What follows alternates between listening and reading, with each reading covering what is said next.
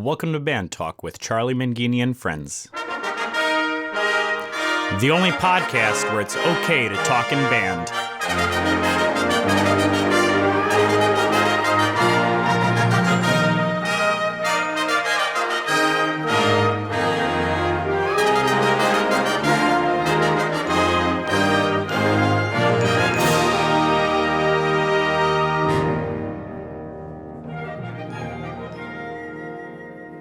On this podcast, you will be able to hear conversations with some of the greatest names in wind band conducting, composing, and arranging. We'll also visit with great college, high school, middle school, and elementary band directors to get their thoughts on various aspects of being a band director.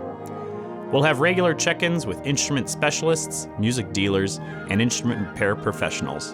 And if that's not enough, we'll even have regular conversations with Dr. Tim, who will help keep us motivated. That's Band Talk with Charlie Mangini and friends.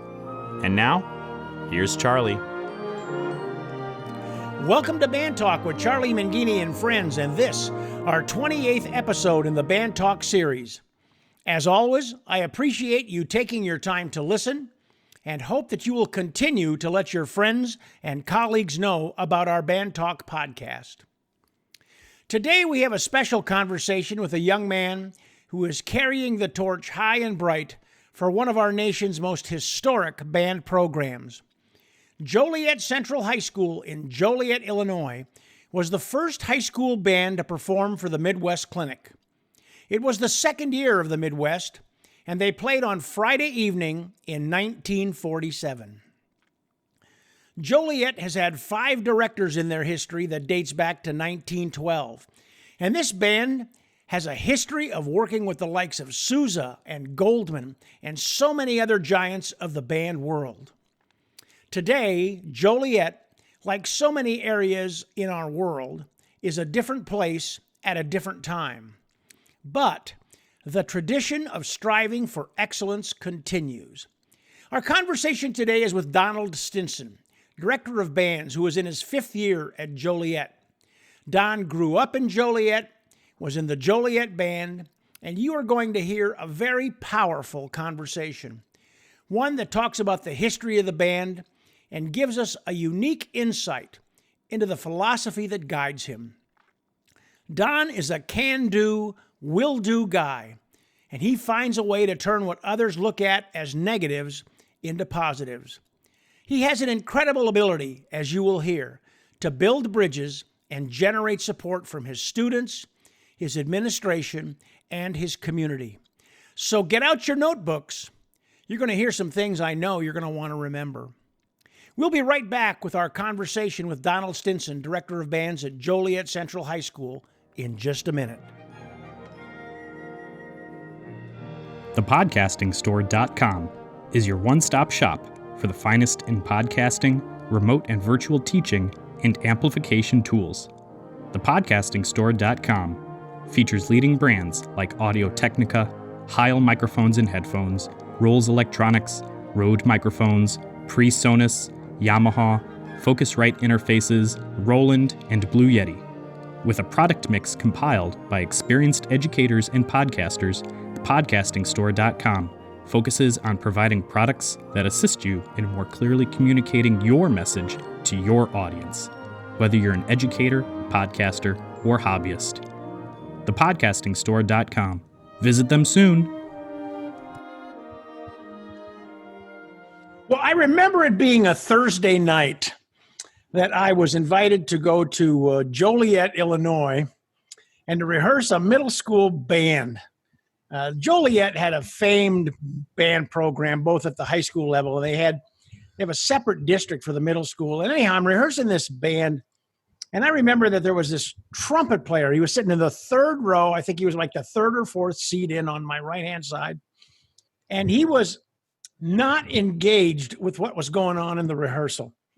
And I remember I called him out on it in the rehearsal. And lo and behold, who would have ever known that, I don't know how many years later, this guy shows up as a student at Vandercook, was one of the finest students I ever had in my life.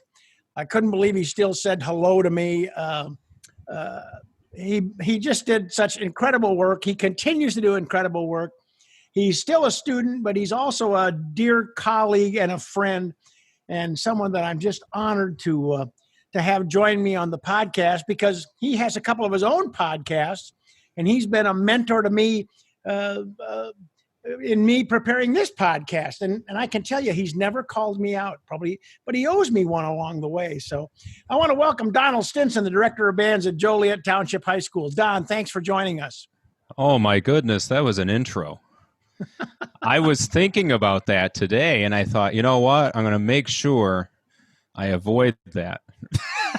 Why would you want to avoid that, Don? No, that was a funny, it was funny to think about that, because I think that was our first encounter, and I was a very moody middle school kid, and I have this face that just doesn't, show much emotion, You have a face for podcasts, is what I have a face for podcasting. That's right. You say that, and it's funny because you'd say, "Oh, who would have thought they'd come to Vandercook?" There's not a lot of people have seen this photo, but my 5th grade band photo, I'm the only one not wearing a band uniform. I forgot to wear my band uniform, so I'm in a gray sweatshirt and jeans. And that's the only future band director in the photo there.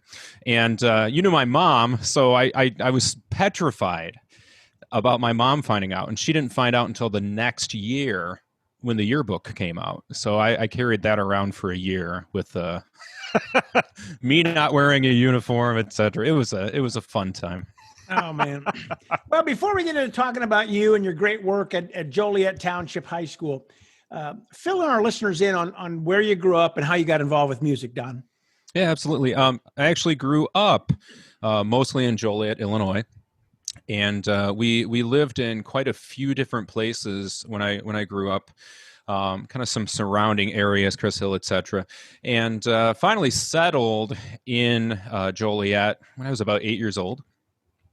And I was chosen to play trumpet. When I say chosen, I was told to play trumpet when I was in 4th grade because my brother was a trumpet player. And I think you've met my brother Bob before, but my brother is in real estate and works for a company in Chicago. But he was a trumpet player in Cheney Manji. He had George Perard as band director, and then he went to Lockport High School.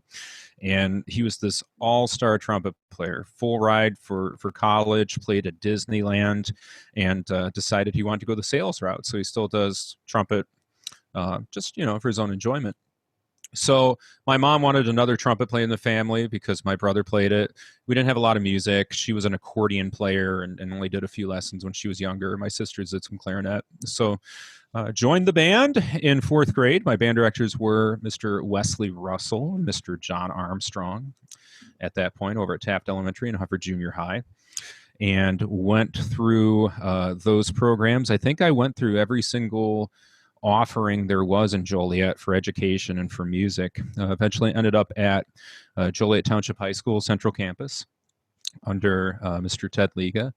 Went to Joliet Junior College with Mr. Jerry E. Lewis, and a few other stops on the way there, and here we are today.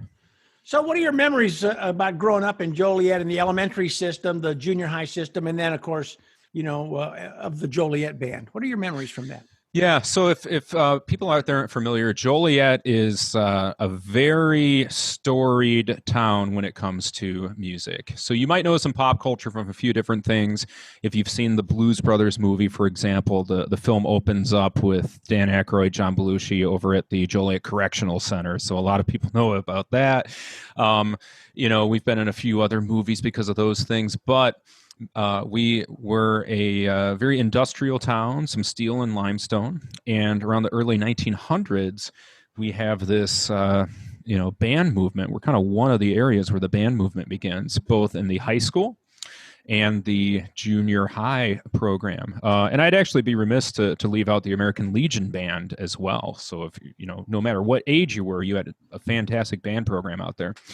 So I bring up that history because if you were a student in Joliet, not only did you learn about that history, but you got to be a part of that history.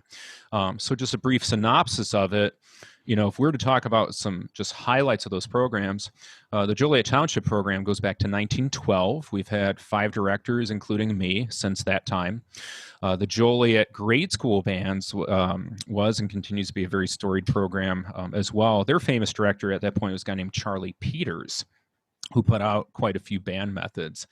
And I've got some of these things I posted online, but when we talk about some highlights, Joliet Township Band, they played for like every president up through, I think, maybe Eisenhower or so at that point, played for the Rockettes. They were judged by Sousa to be the best high school band in the country, won all these national championships, and the grade school holds some similar accolades as well.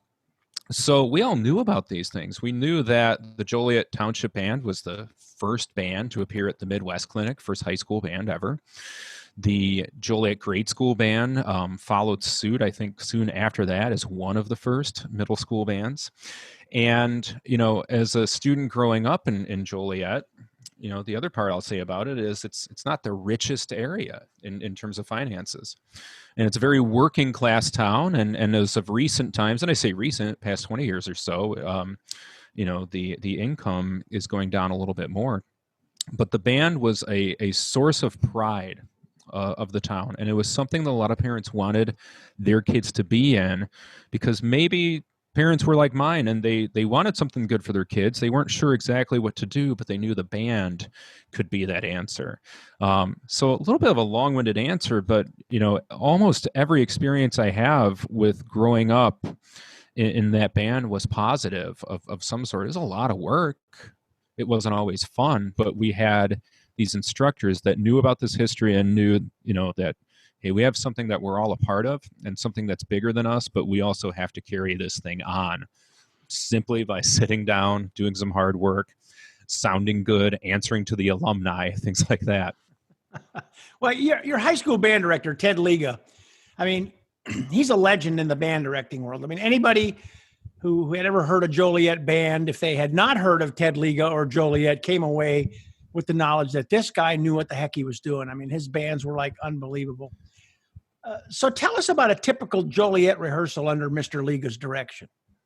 Yeah, here's the fun thing about a lot of what I'll talk to you about tonight is that we're told to teach a certain way and we're told to engage students a certain way. And what I experienced in Joliet was a lot of the opposite of that. And I mean this with all love and respect to Mr. Liga, but his rehearsals were very boring. His rehearsals were a little monotonous at times.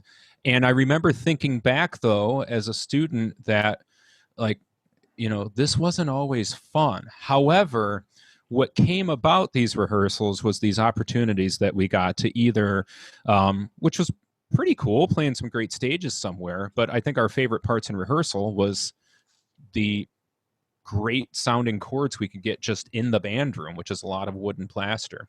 So when I talk about these rehearsals with him, he's a very soft-spoken man. He's a very big man, 6'3", 6'4", I think. And we would have these rehearsals that sometimes he would spend 43 minutes on 2 notes. We had a piece called Sursum Corda, translated Lift Up Your Hearts. It's by Edward Elgar, and it is arranged by Bruce Houseknecht, who's our second director of bands at Joliet. And Bruce Houseknecht arranges this piece, and it opens up with like 2 B-flat chords. Bum, bum. I'm probably not singing a B-flat, sorry. But we spent over 40 minutes one time in class going over these 2 notes. And I remember telling some other band directors about that. And they said, oh my gosh, we just have to move on. And we wouldn't be able to, do that. The kids wouldn't do that. And I remember all of us sitting there and going, well, we didn't want to do it either, but we knew we had to do it. So I bring up those 2 notes because that speaks to how meticulous Mr. Liga was. But on the other hand, there's some quotes that I'll never forget from him. And one of his big quotes all the time was that there's strength in beauty. And he would talk about, music. I think he took this from Pablo Casal's, music being a series of rainbows. He loved Dr. Beejan's band. Dr. Beejan's second year at U of I, which I think was 1970. Or I'm sorry, first year at U of I. Mr. Liga drove out in a snowstorm, hears Dr. Beejan's band. He says it's one of the first times he leans forward and hears this expression. So we got this technical drive. We also had this drive towards expression. And the best part about all this, and I come back to the beginning where I said, basically alluded to, Joliet's kind of a low-income town now, working-class town in some areas. But the greatest part about Mr. Liga was that he didn't care about that, in the sense of he didn't think that should stand in our ways. And I should say he was a graduate of Joliet Township as well. But this was a guy that said, it doesn't matter where you came from. We're going to be able to complete something here with hard work, and we're going to take this to the next level. So I start off and I say the rehearsals were a little bit boring, a little bit monotonous, but by the end of the rehearsal, we didn't want to leave. We were the band that the bell would ring, and we would just keep playing the piece. He would walk off the podium and go into the office. We'd keep playing. We'd keep finishing whatever piece that it might have been at that point. But just in terms of the inspiration, it was something else to be in his band and to work with him. My favorite part of him too was he would do a trick question at the beginning of the year, and he would ask everybody. He'd say, "What's the ideal band to sound like?" And we'd, especially as freshmen, would raise our hand. We'd want to impress them, and we'd say, "Oh, you want to sound like this college band, or you'd want to sound like the President's Own?" And he'd go, "Eh." He goes, "I don't want to sound like any band."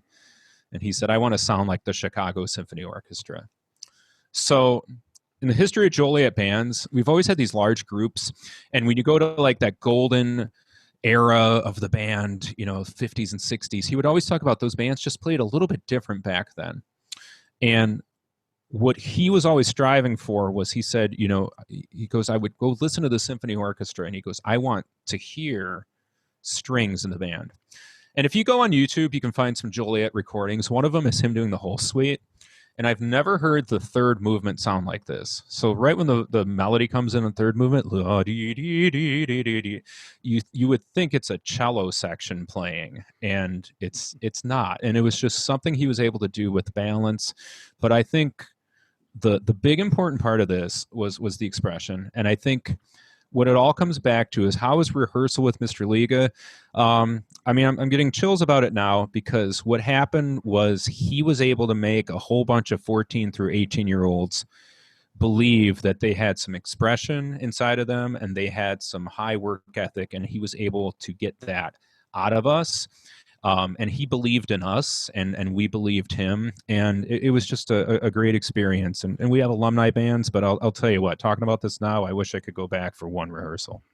So what happened when things didn't go well in rehearsal? How did he respond? Being a soft-spoken guy, he obviously probably didn't raise his voice, did he? Did he holler at you or throw a music stand, or what did he do? No, he was so soft-spoken. He had such a dry sense of humor. And so there were, he was the most kind and gentle man, but there were also some pretty old school things. Like, you weren't allowed to yawn.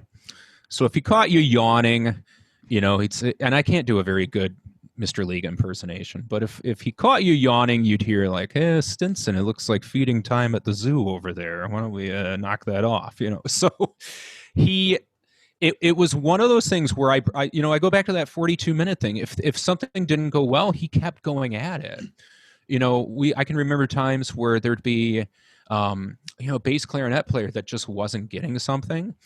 And Mr. Liga was never that guy that said, "Okay, we've tried it 3 times, we're going to go on." He was the guy that basically said, we're going to do it, and it's going to take time right now, and we're going to go at it. But there was really no sense of giving up on that whatsoever. Would he get frustrated? I think so, but he would kind of just maybe sigh a little bit, and we'd switch pieces and go on from there. But there was no wasted time.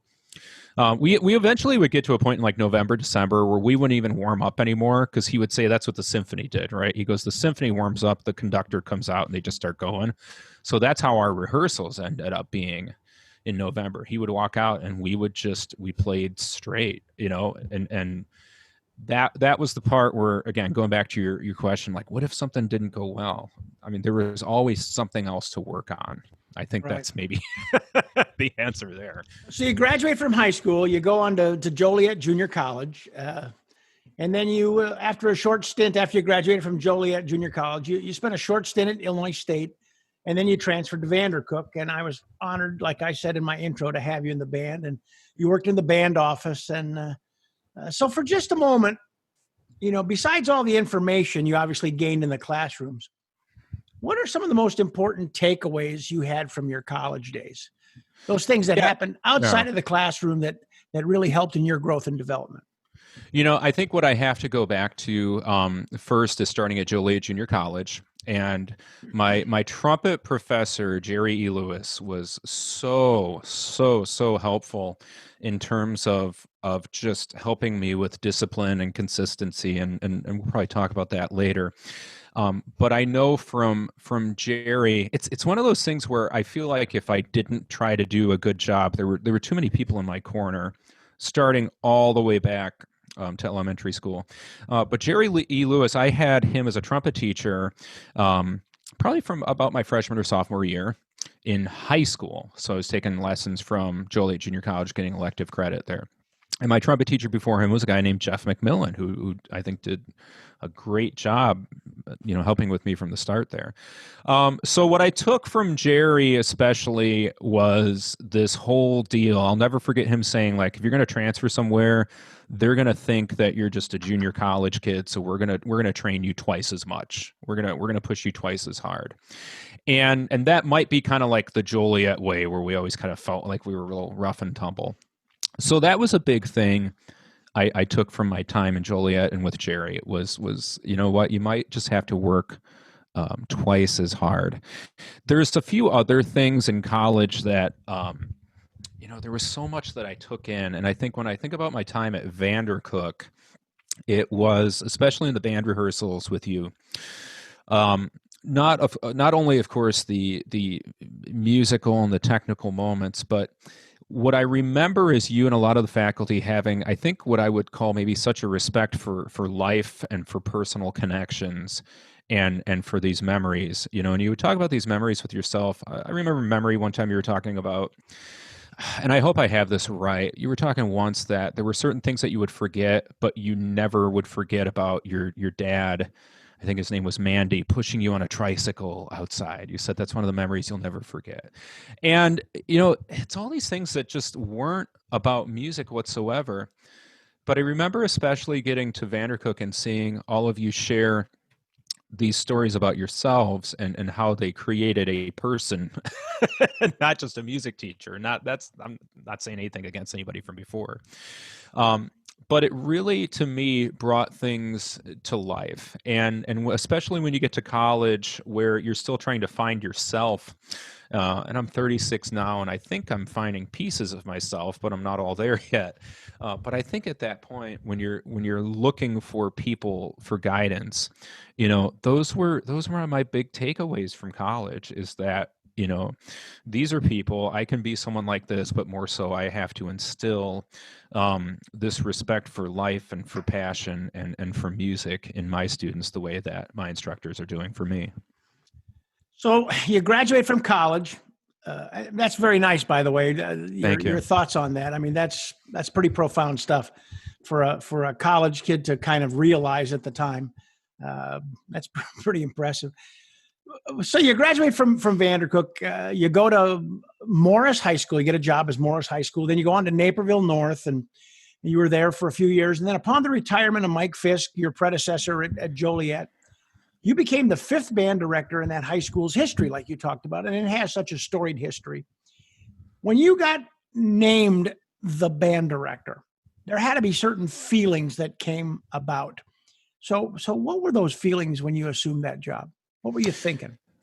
Yeah, when it was my dream job since I was probably 14 years old. And I walked into the band room, and if you've never seen the band room at Joliet, it's the original auditorium. So the band room's been around since the school was built, like 1898 or so. They converted it to the band room in the 20s, and it's been the same pretty much ever since. There's been a little paint done here and there, but it's very original. In fact, we have, and it sounds like I'm being funny, but I'm not joking about that. Like, it's very original. We have the same desk from the original director, A.R. McAllister. So the desk is from the early, 1910s, 1920s. I haven't told many people this, but my first, time where I get the keys, I get the job, it was so overwhelming, and you think about something for so long and then it happens. So what I was starting to do then was I was still working at Naperville during the day, and then I would start going in at night over the summer. So I was doing some summer lessons at Naperville, and I'd go in at night over the summer at Joliet and start getting things together. And my first day in the office, I sat in there, I just started crying. I mean, it just huge release. And I think it was so many things at that point. I remember thinking about all the people that were in my corner. I remember thinking about the journey to get there. And a lot of this is in my head too, because I know this would not be a job that maybe other people would get excited for. But, to put it in the, the simplest terms, there's no place like home. And then I calmed down, and then I opened the files. And the other thing about Joliet is we've kept everything. So a few samples of what's in the office. We have judging sheets from like 30s and 40s. We have handwritten notes from Edwin Franco Goldman. We have the manuscript from Salvation is Created that Bruce Houseknecht did in his pencil. Ron Nelson was a 1948 or 49 graduate of Joliet. We have his student composition projects. So it's a museum in there. And there are a couple of files, though, like they have files on all the directors. So I opened up Mr. Liga's file in there, and these were just things he kept. And it ranged from thank you notes from preschoolers that he went out and played for. And then my freshman year of high school, there was an invitation to the Midwest Clinic. And accompanying that was a letter from Harry Beejan, Dr. Beejan, that said, Ted, you got one of the finest bands I've ever heard. Next week, you're going to get a letter from the Midwest Clinic. And whenever I tell that to people, they say the Midwest Clinic doesn't invite people to go. Like, you have to apply. But we've got the letter. So I look at this letter, and it would have been my freshman year of high school. And it said, we hear that you have an ensemble that should be playing in the Midwest Clinic. Please contact us. Please submit this, application, etc. And I remember seeing that, and we didn't go. Kind of a side note, we didn't go because Mr. Liga, he would joke around with it, but he would say that he didn't want to play for that many critics. He's a very shy, like Mr. Liga just wanted to play in the band room. But also it took a lot of work to get us going, But I remember I saw that, and then I saw a judging sheet. That same piece, Sursum Corda, we played it at the Illinois Superstate Festival, and there's a huge trumpet solo at the beginning of it. And you can actually find me playing it on YouTube. I'm so nervous. The vibrato sounds like a mariachi playing. And I'll never forget reading that judging sheet. And it was before U of I. And somebody on the judging sheet wrote, great, great, great. And then they wrote, trumpet player, too much vibrato. I was talking about me. And I saw that Mr. Liga crossed that off and just wrote, it's okay, next to it. And I remember looking back at that going, no, maybe there was a lot more vibrato, but I like that he allowed me to kind of have my personal flair to it. So I say that because I start reading through those things, and then the tears just start coming again. Because, I'm like, oh my gosh, there's this. I look through all these files. It's so overwhelming because I'm like, I'm never going to get a band to sound like this. And the self-doubt and everything takes over. And I remember after that talking to people and going like, I can't do this job.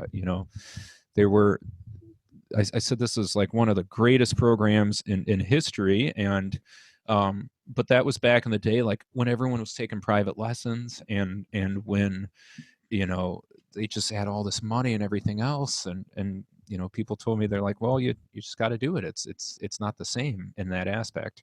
And I told that to Mr. Liga. Mr. Liga was funny because he said the same thing to me that he told Mike Fisk when he took over, which was, you can do it. He goes, but I just want you to know, as soon as the school year starts, you're going to be too busy to even worry about all this stuff.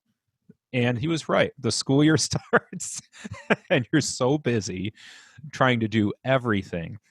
And that was it. Our first rehearsal with the band, I'll never forget. I'm not one that's big for icebreakers. I'll never forget my first rehearsal with the band. We sat down.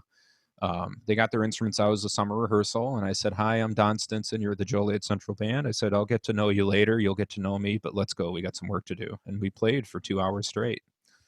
And then we talked. And I know some people might say, like, well, maybe you want to get to know the kids, maybe you want this, but I wanted to set some expectations for them. And I wanted to show them too that, like, we can get a lot of stuff going right from the start in terms of our sound, in terms of our technique, and in terms of our work ethic. But the big thing with that was it just felt like home right away. Yeah. So very, very overwhelming. And at the same time, there's still times now where, again, this is in my head, this is still my dream job. And, there's something to be said to, again, give back to the place that gave you just so much. Well, you have a great reverence for Joliet. It's pretty obvious. Anybody could tell that with what we chatted about this far. And, we hear the history and incredible musicians and remember those bands that amazed us. But, you kind of alluded to a little bit about the student makeup at Joliet. So bring us up to speed on the Joliet community, if you can, the socioeconomic makeup of the school and of the band that you have. Sure. And here's, this will lead into something here, but my advice for any band director out there, by the way, is to go online and look at, in Illinois, we call them our school report cards. In other states, sometimes they call them accountability reports.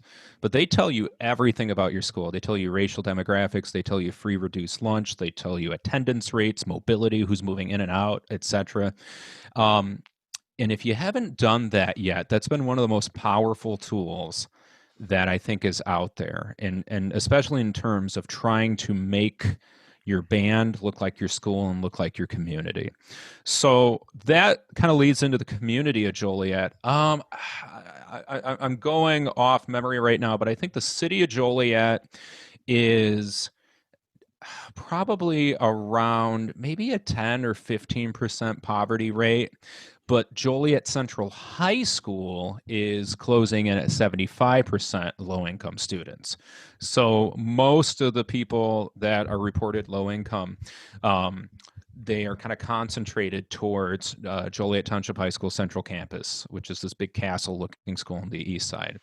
I think right now we're about probably 65% Hispanic, and then I believe it would probably be about, maybe 25% white, remainder African American.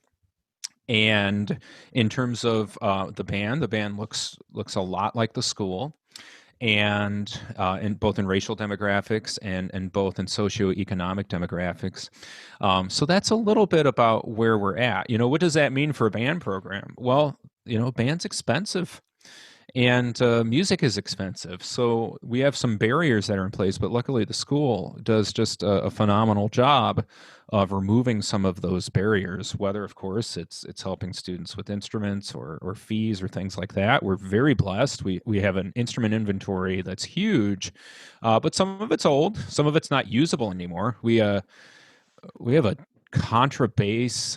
We have a contrabassoon with a double-digit serial number on it, and I don't know how much it's worth, but a company quoted us like $7,000 or $8,000 to get it fixed. So, what I heard from Mr. Liga, he said, "No one will ever buy you another one. Just leave it upstairs for now." So this I think you asked about, what are some challenges with that? Yeah, I mean, Um, with such a diverse yeah, student body, I mean, what are the challenges you face as a band director? yeah. Here's the funny thing is it's not challenges from the students; it's challenges from everybody else that has preconceived notions about people. And this is where I think I can say certain things growing up as a student in a low income area, and my parents were interesting. They we didn't always look like we didn't have much money. I found out later on that my parents were just terrible with money and went into a whole bunch of debt. And I, in high school, eventually had to take on some jobs to help them pay off credit card debt and things like that. And that's kind of, I don't want to say that's the typical story out in Joliet, because that's not fair to say at all. But we have a lot of situations either like that, or people that are in some unfortunate situations and have some barriers in place, both financial and of course social barriers, racial barriers, things like that. And what I hope everybody kind of maybe takes from this here is that, going back to Mr. Liga here as well, just because you're low income or just because you're so and so does not mean you don't have the capacity um, for a good work ethic and intellect and musicality. So, what we have at Joliet is I sit down, it looks like America, and we have kids that they work and they sound great, and they come back every day and they do the work, and they're just like kids. And then we have other people though that come in and say like, "Oh, I was afraid to come here, but oh, it's actually okay." Or we have people that think in general low income kids aren't capable of much. In fact, when we talk about low income kids, um, their biggest barrier isn't that they don't have money. Their biggest barrier is that their teachers sometimes just don't believe in them, and their teachers aren't pushing them enough. They're not giving them enough response time when they ask them questions. They're not expecting from them the same thing that they would expect from a kid from a more advantaged background. So that's I guess I'm sorry, the stereotype that I would love to break, is that just because you're low income doesn't mean you have to have low standards. You're taking your philosophy in life and your philosophy is teaching. I mean, you took a question that deals with the negative, Don, and I don't know you know this, but you just turned it into a positive, and I just think that's who you are, man. You find, I mean, you are the guy that will sit down in a pile of horse manure and look for the pony. I'm telling you. I mean, I just love it. So let's go to the other end of the spectrum, just for a second. You talk about the challenges. So what are your biggest joys you get from the job? So when, of course, we're talking a pre-pandemic situation here, but the joys of this again are this. Gosh, it's like a time warp in that room. And I say that I've described the room. The room hasn't changed. It's very classic looking. It's the same podium from the original director, etc. And I say that, like, we talk about the director, but the big thing is these students that come into the classroom and sit down and they know the story of the program, but more so they want to create their story of it. And we have a few examples I can think of this, but I'm not kidding when I say there's 2 points of the Joliet band that are my favorite things ever. And the first one is the sound. Okay, we hold a large symphonic band for our advanced group, and it typically is between 75 and 85 students, and that's for a variety of reasons. I just still love that sound. Also, working in a low income area, sometimes we have rehearsals where attendance isn't quite so good. And when you have 10 or 15 kids missing from an 85 person rehearsal, you still got a band, right? We still have the parts covered. That part helps quite a bit. But, some of our favorite parts of this is you look down and you see, man, everybody's different. Everybody looks different. Everybody's dressing different. Everyone's acting different in a sense.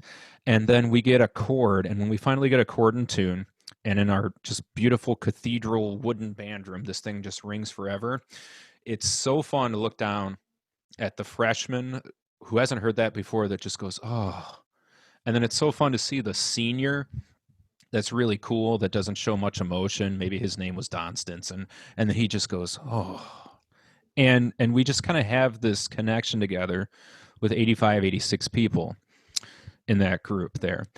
One of the other things, and I think this speaks really well to band culture, is that after rehearsal, we're the only group in the school that has their own private lunchroom.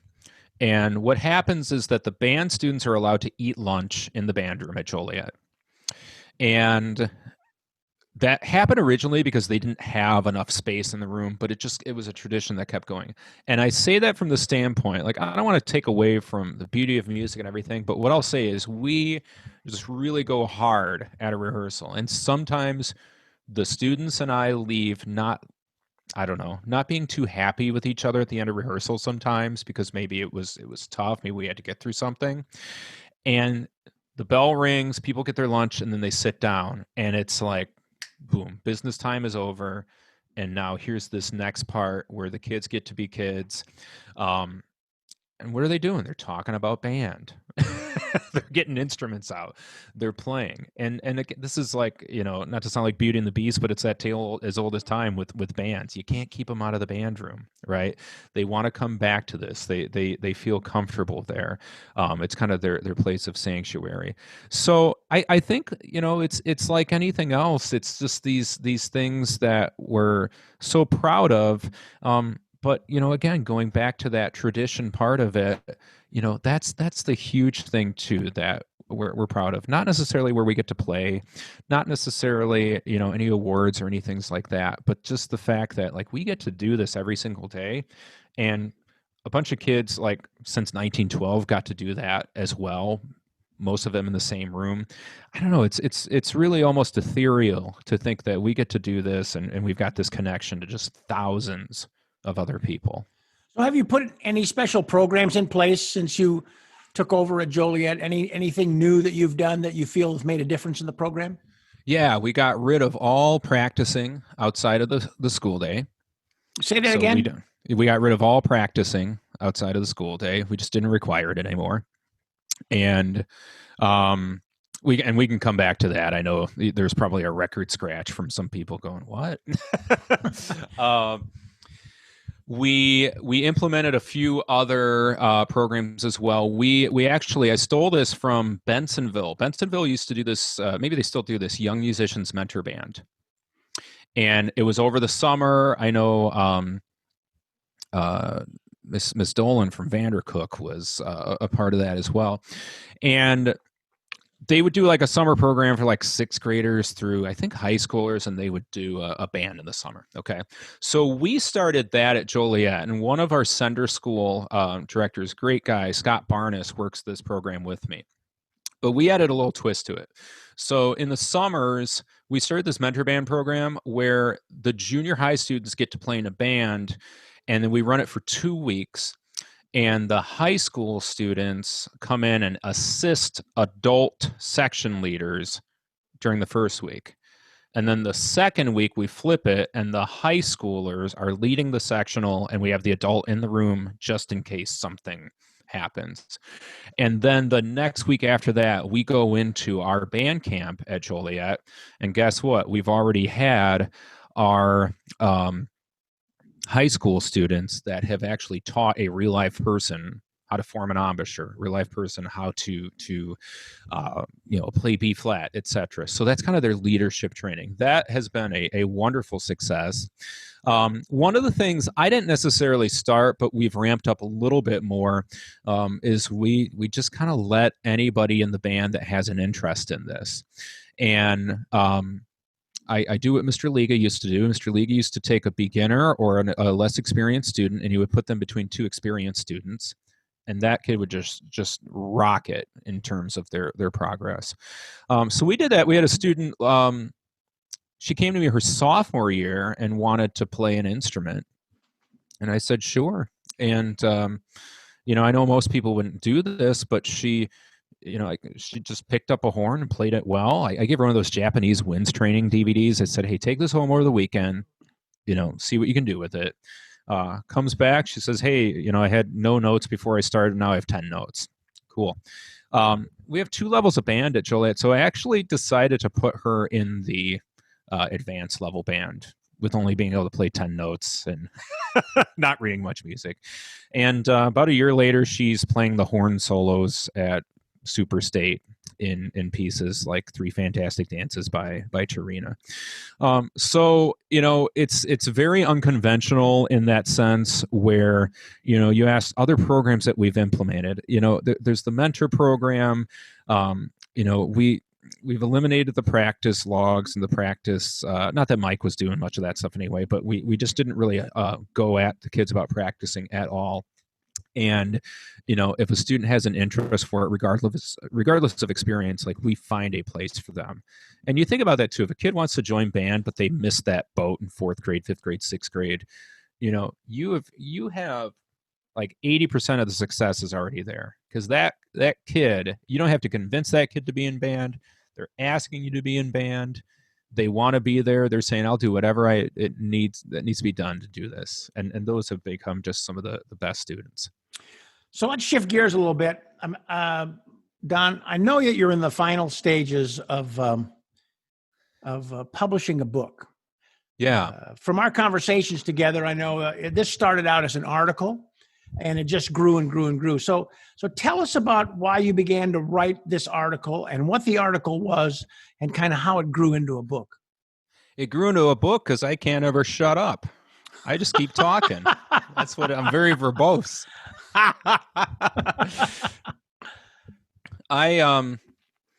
We had an incident at a festival a few years ago, and I called you about this, and you probably remember it.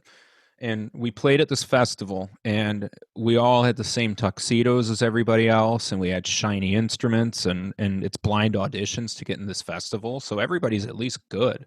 And I'm not saying that to blow my own horn there at all. I'm saying that everybody's on similar levels there. There's at least a baseline of it. And they call their name at the end, and again, we understand, we know who we are, but we also understand how other people see us. So if you're from Joliet, like you kind of have to be not only on your best behavior, but a level above that, because people just want their stereotypes to come true. So they call our name, and somebody in the crowd in front of one of our kids goes, "Who's that band?" And another kid goes, "Oh, that's that ghetto band." And their director is next to him, and the director starts laughing about it too. And was I mad? And I didn't hear about it until afterwards on the bus. I had a couple kids crying, coming to me. They're like, "Hey, this is what happened." So here's this great performance they had. And for some of them, it was kind of, rained upon by that. The next week in band, I bring it up, and those kids are fine then. And I said, I seem to be more upset about it than you. And then the kids, a couple of them raised their hand. They said, "You know what? We were upset, but we just remembered we're used to it. That's just life." And that made it even worse for me, because at that point, it's like, okay, the fact that you're believing that now, that's terrible, right? And that's terrible that the effect these people had on you. So I started to kind of look at just some of the things we did. I looked at my own background, with being free reduced lunch kid, with going through the program, with teaching students like that. So I started to write an article, and it was basically, I think we're still working on a title, but I think it's basically teaching music to students from low-income areas or underserved areas, and it's called High Needs Monumental Successes. Because when we talk about an underserved school or a low-income school, we talk about high needs. Sometimes the students and the families, they just need a lot to help them out. So I started writing this article about things that we have experienced that other people might not experience. And if you haven't been in a situation like that, like, we just have a higher instance of things happening, like repossessed instruments. We have a lot of student mobility. We'll have tuba players that will move out the week before a big festival. And again, the judges and clinicians don't care. Like, you got to figure that out, right? We have many parents, and I'm sure many more now in our current situation, that are working 3 or 4 jobs. We have students working jobs. We had one kid came to me, and he said, I need to leave marching band rehearsal early.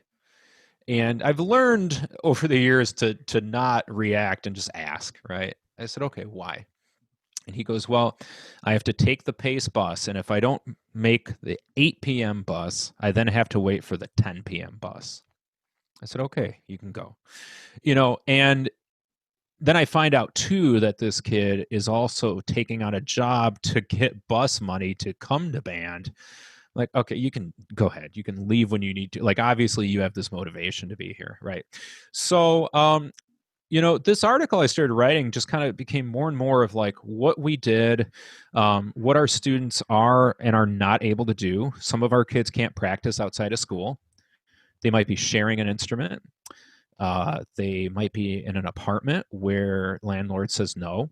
Right now, we have parents that are working at home, like they're working at a call center, and they're answering calls at home, so they can't have a trumpet in the background. And now school is at home, so we're having to figure out some of those situations. So this article just kind of kept going and kept going. I sent it to a few people, and they said, hey, this is some helpful stuff, but the big thing is kind of the insight about it. And it's a little anti traditional band at some point, because I think with bands, especially at Joliet, we think about this military tradition and we think about everything being uniform and everything the same. And the approach the book takes a little bit is that sometimes we don't need the kids to adapt to our program. Sometimes we need the program to adapt to the kids. And this is never. This is what I always want to get back to. It's like somebody might read that book when it comes out and say, oh, he either lets them get by with a lot of stuff, or there's this, or this, or there's too much understanding. But it is never from a standpoint of lowering our standards, and it is never from a standpoint of not expecting greatness from the students. So when do you expect the book to come out?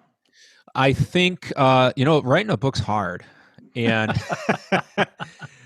It's hard, and the reason it's hard too, because I submitted the final draft, so they're going to assign an editor soon, and I think we'll see the book within a year.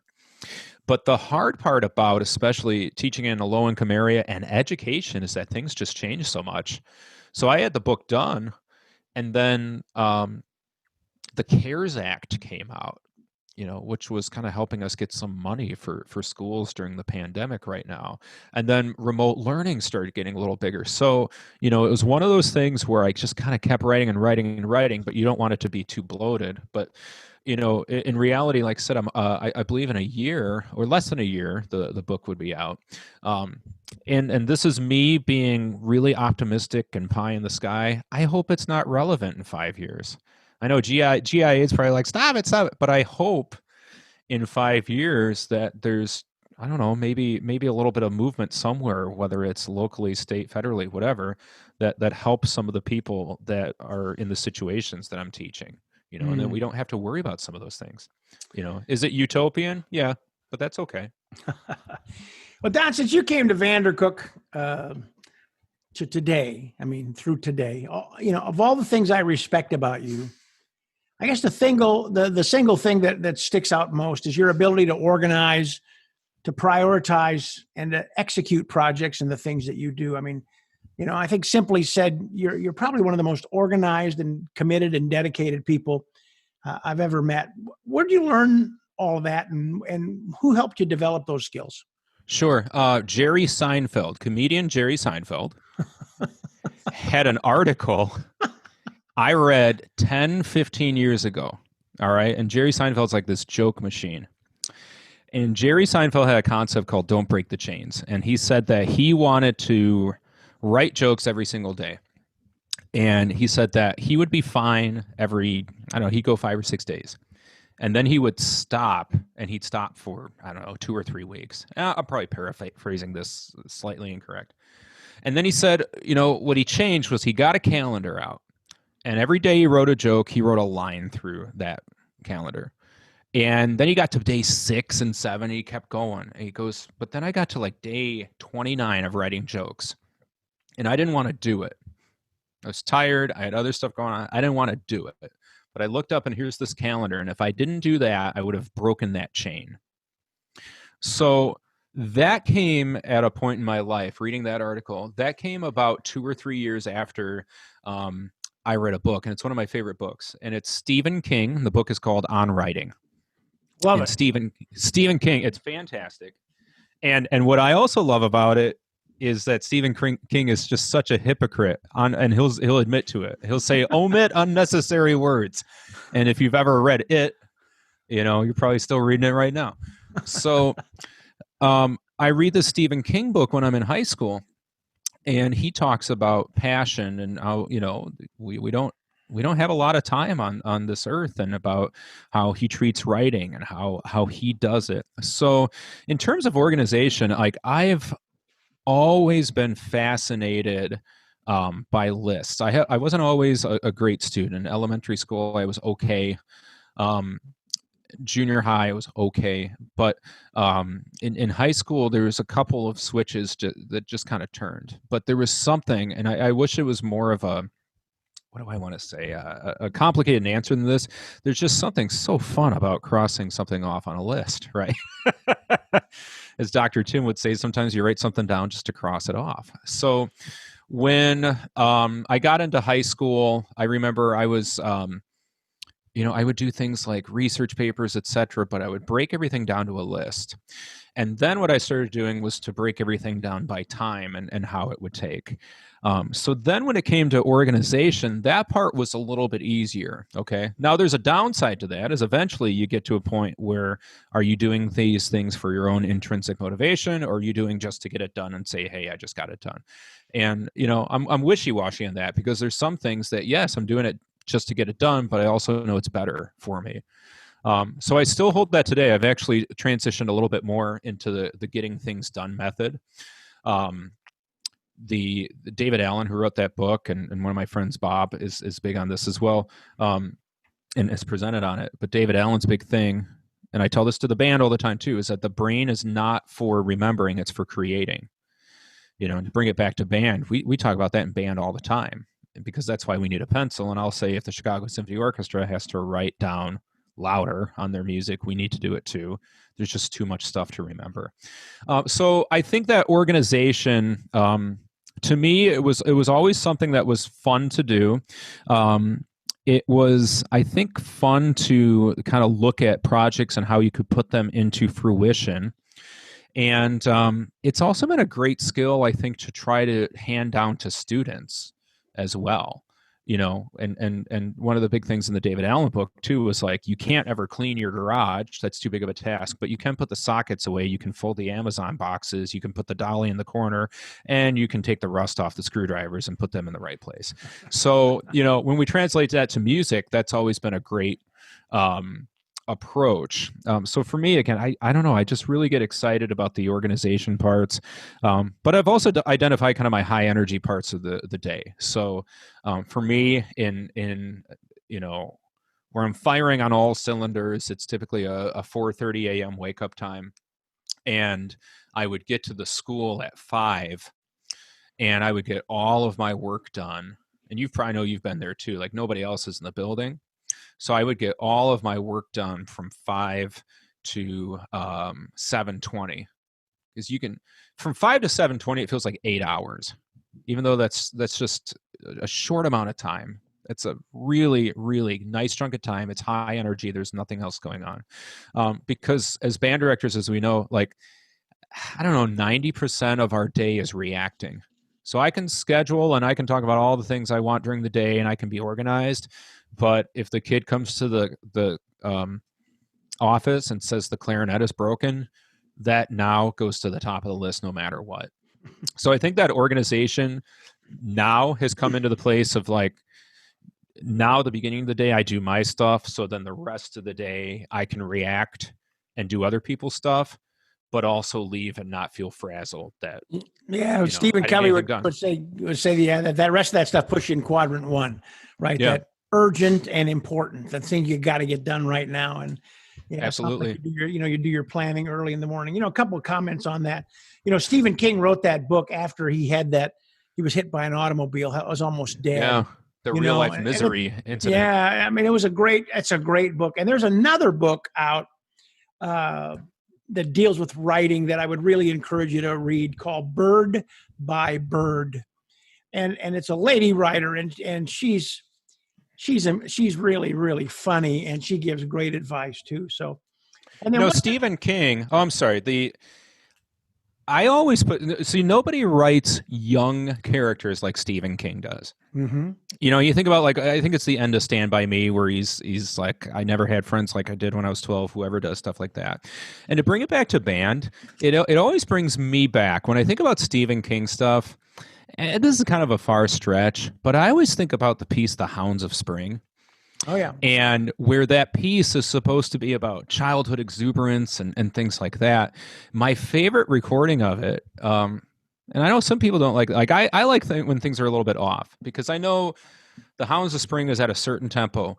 But when I hear The Hounds of Spring, I hear it fast. Bum ba da ba bum ba bum ba ba ba ba, because I picture this little kid just running around. Like, they're not slow. They're just bouncing all over the place, things like that. There's that nice, like, little love section of the song.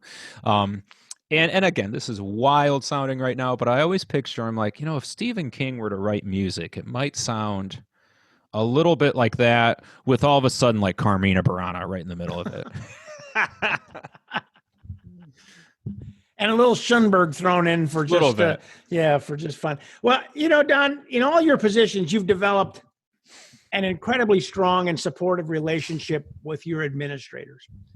So what's been your approach to working and communicating with your school principals and administration that have helped you garner that support? I think it's been bringing administrators potential solutions and being as thorough as possible when asking for things. And there's a couple of I'll come clean on a couple of tricks here. I've always been really good at getting money for programs. In some instances, I kind of looked at it, and there was like some typical negotiating tactics, but at the same time, I didn't want the administrator to feel like I was playing them, so I would just tell them what I was doing. So, 1 year we needed like $5,000 for the band, so I asked for $100,000, and they like fell off their chair. They're like, "What are you talking about?" I'm like, "Well, I actually only need this." I said, "But ideally, if we wanted this great program, like, we need $100,000 worth of stuff." And I said, "Here's a line item of what we need. Like, here's the instruments, here's this. We need these instruments because it's buy nice or buy twice, right? If we buy this instrument, it's going to last 2 years. If we buy this one, it's going to last 10 years, but we're going to stretch it to 15, etc." And I remember them kind of laughing about it, and they said, "Okay, how does 18,000 sound?" And, that's more than I asked for. And then I still asked for like another music stand or something after that. So there was that part where I think, there's a little humor involved with it. But whenever I've asked an administrator something, you got to think about what the administrator does each day. And the administrators at our school, I think, and I haven't done any research on this, but I think they might be able to spend a maximum of 30 to 40 seconds on one task before they're interrupted.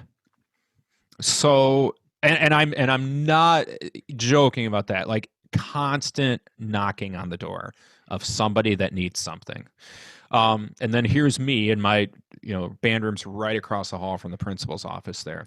So what helped me with that was, figuring out, hey, here's what we need. Here's how I'd like to get it. I'm going to do all the bids ahead of time. I'm not going to commit to anything. This is why we need it. This is how many kids it can affect. And the more information I gave the administrator, without it being this novel, the better chances we had at getting whatever we needed. But the administrators, the other approach we took with it too is I've been very, very fortunate because the administrators have also realized, like, this is not their money and it's not my money, it's the school's money.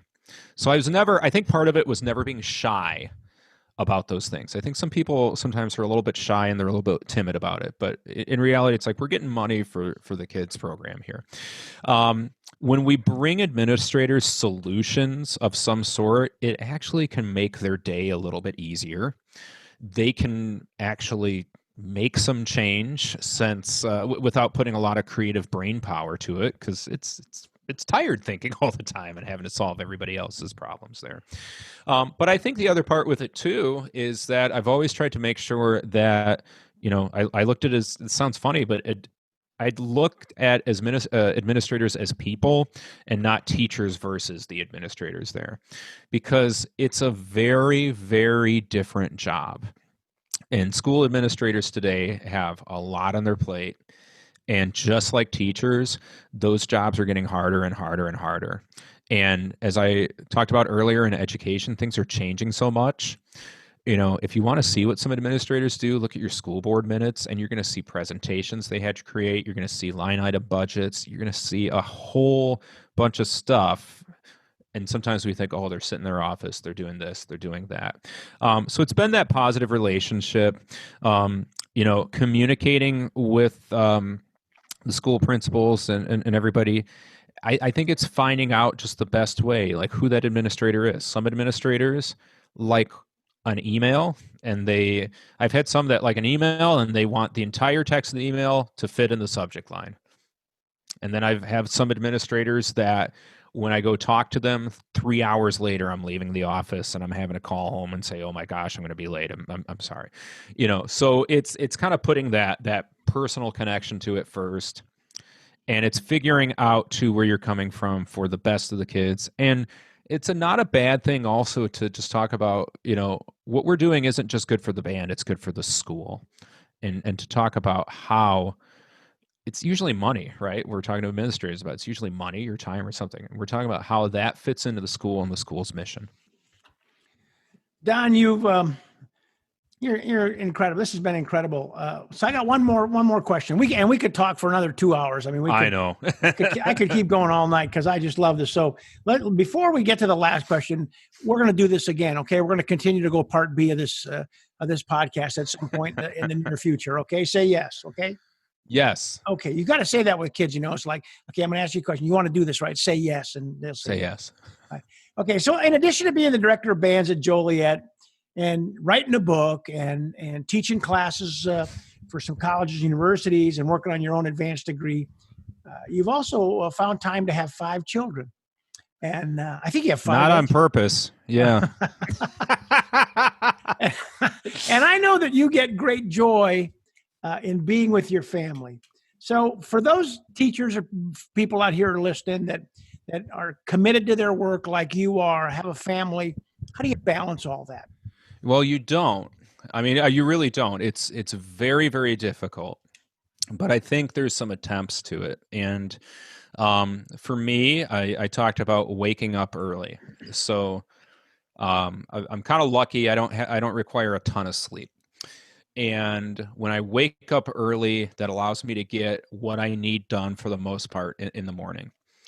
And that then allows me to have this time at home. And now our house is very odd. There are 7 people in our house. And I know that's not like the biggest family some people have ever heard of, but it's a large family for us. And just to tell you what it looks like, on Saturday, breakfast is 18 eggs, 1.5 pounds of bacon, 6 cups of oatmeal, an entire gallon of orange juice. Like there's a lot of people. So when we look at the balance of everything, it really is, that's the most frightening part, is that if the band doesn't sound good, that's okay. If I screw up my kid's life at home, though, that's a whole other deal, right? So, I kind of took that organization approach as well. And this, I'm not trying to make this sound like it's the database in a spreadsheet, but it's almost like, a wedding. And when you get married, I remember they told us, like, you're if you spend a minute with each guest, like that's the entire reception, right? So you got 100 guests, you're going to spend a minute with each guest. That's 100 minutes. And I remember kind of looking back at that. And there was a time where there was so much stuff with the band that there would be times where I didn't talk to 1 or 2 of my kids at all during a day. Like I would see them, but we just didn't talk. And I know it sounds bad, but I'm saying it in public because that's the reality of it. And I remember sitting back at that going like, you know what, that can't happen anymore. So we make conscious efforts of course to make sure each kid has what they need. My oldest Evelyn is 11 years old now. My youngest Violet is 1.5 years. Violet, who by the way I gave she was born on our front step, so I delivered her. They still charge us for delivery, by the way, just so you know. I'm not. That's not a joke. Still paying her off, right? But but when we look at that part of it, I think it is stepping back. And we've made lists. I've made lists with the kids, and I said, hey, this is what I want you to be able to do before you leave home. These are things that I would like you to experience, and some of it's travel. Some of it's some type of creation, playing musical instruments and things like that. But I think when you get to a point, and like I said, I'm 36 now. I got to a point where I realized, what, the principal, I love our principal, but he's not more important than my child. And an email would come from the principal, and I'd be in the middle of dinner and I'd start responding to it or something. And I said, you know what? And I'm going to quote one of my best mentors ever, and I know he won't believe this, but it's Steve Piter. I remember I was doing some things like that, and Steve goes, you know what? We're not holding nuclear launch codes right now. Like, you can put your phone down. Like, you don't have to score study. You don't have to do this. And Steve has been incredibly influential on me as a person, as a teacher. But again, simple answer when it comes to the kids, there's a lot of them at our house, but they're all their own unique person. And we are literally scheduling that time for them, not because, maybe some people might say like, oh, if you're scheduling it, obviously it's not that important. Like, no, it is so important that we are making sure each kid gets that time that they need, and nothing, comes in the way of that. So, it's been great. It's not a perfect answer. Again, we are realizing more and more that we have no clue what the heck we're doing. But, hopefully our kids look back in 10, 20, 30 years and say, you know what? You didn't screw us up too badly. Don Stinson, I know you're what a way to end. Yeah, no, you're a great teacher. You're a great person. I know you're a great father. You've certainly enriched and blessed my life along the way, and I know hopefully you'll continue to do that. And I just want to say thank you to you, and thanks for joining me on the podcast. And I wish you nothing but the best, buddy. And we'll talk soon. Well, thank you very much for having me. Of course, it's always a great time to talk with you. And I do thank you for everything you've taught me. Probably one of the biggest lessons I remember was one time in band, you said, listen, practicing is not hard. It's just lonely. And when it comes to a work ethic and when it comes to discipline and everything, that's something I think about every single day. It's not hard. It's just lonely. And sometimes it's okay to be lonely and push through some of these things, because it makes us better and it makes everybody else better. Don, thanks a lot, buddy. God bless Thanks. you. I've heard teachers say that the best trophies they ever got in life was watching the work of their students. Although I had but a small hand in Don's growth and development, I can tell you that being proud of Don and his work at Joliet is an understatement. I hope you heard Don's passion for his school, the band, its history, and the community of Joliet. Regardless of the obstacle, Don will find a way. He has a unique ability to know when to be an optimist and when to be a pragmatist. He proudly embraces the history of those who have come before him, and he is blazing the trail for the future. Don is making a difference in the community, in the school, and in his students and their families' lives. I hope you'll agree when I say the Joliet Township High School Band is in great hands and has a bright future with Donald Stinson as their band director. Well, that's Band Talk with Charlie Mangini and friends. We'll be back next week with more great conversations to share with you. Again, please help me spread the word about Band Talk, and I hope you'll join us again. Here's wishing you the best in your life and your life's work. And as always, thanks for listening.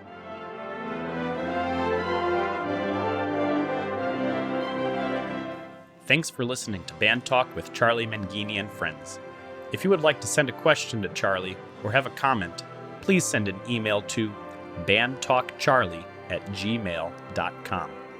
We hope you will let your colleagues, students, and friends know about Band Talk with Charlie Mangini and friends. Thanks for joining us, and we look forward to being with you again soon.